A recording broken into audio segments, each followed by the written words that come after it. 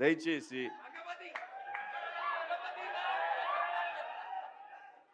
ఇంకో విషయం చెబుతున్నా, అమ్మాయిలు హీరోయిన్లు ఏ బట్టలు పెడితే వేసుకొని పోతే మనమే దరిద్రం అనుభవించాల్సి వస్తమ్మా.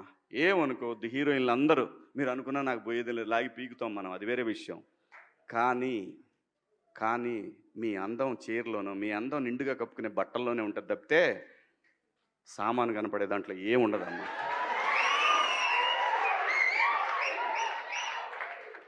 అవి వేసుకున్నంత మాత్రాన చాలామంది చూసినప్పుడు నవ్వుతూ అంటారు, కానీ దేద్రమ్ముండ ఎలాంటి బట్టలు ఎందుకు వేసుకుని కాస్త మంచి వేసుకోవచ్చుగా, బాగుంటావు కదా అనాలనిపిస్తుంది లోపల, అనలేము.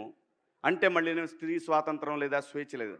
స్త్రీ అంటే ప్రకృతి, ఎంత అందంగా ఉంటే అంత గౌరవం పెరిగిద్ది. ఈ ప్రకృతి అద్భుతంగా ఉంటుంది. అలాగే స్త్రీ మా అమ్మ చక్కగా ఎప్పటికీ గుండెల్లో కనపడతా ఉంటుంది, ఒక సావిత్రమ్మ కానీ ఒక సౌందర్య కానీ. అలాగే ఈ జనరేషన్లో ఇంకా చాలామంది, రష్మిక, చాలామంది అమ్మాయిలు ఉన్నారు. వీళ్ళందరూ ఇంపాక్ట్ క్రియేట్ చేశారు కాబట్టి అమ్మటే చెప్పగలుగుతున్నాం. గ్లామర్ అనేది ఒక దశ వరకే ఉండాలా, ఇంతవరకు ఉంటే పర్లా, అది ఇక్కడికి రాకూడదు. నేనేవాళ్ళే కానీ చెప్పడానికి మళ్ళీ అందరు రేపు పొద్దున పెద్ద పెద్ద వాళ్ళంతా బయలుదేరతారు, మాకు స్త్రీ స్వేచ్ఛ లేదు. స్వేచ్ఛ అనేది అదృష్టం.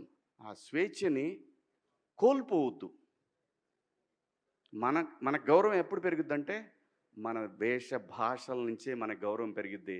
అందులో ప్రపంచ వేదికల మీదైనా సరే చీర కట్టుకున్న వాళ్ళకే విశ్వసుందర కిరీటాలు వచ్చినాయి. Thank you so much.